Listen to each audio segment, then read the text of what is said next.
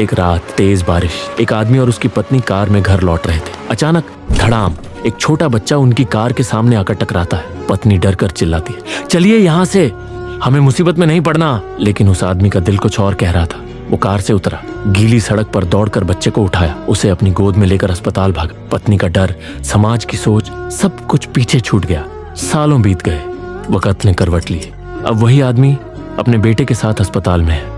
उसके बेटे की हालत नाजुक है, सर्जरी करनी है, लेकिन बहुत रिस्की है। तभी डॉक्टर आता है। डॉक्टर ने मुस्कुराकर कहा, चिंता मत कीजिए अंकल, आज मैं आपके बेटे को नहीं जाने दूंगा। आदमी ने हैरानी से डॉक्टर की आंखों में देखा। वो वही बच्चा था जिसे सालों पहले उसने बचाया था। आपने उस दिन मेरी जान बचाई थी, आज मेरी बारी है। कभी कभी एक सही फैसला वक्त को भी झुका देता है। अगर आप उस आदमी की जगह होते तो क्या यही फैसला लेते? कमेंट में जरूर बताएं, क्या आपने कभी किसी अजनबी की मदद की?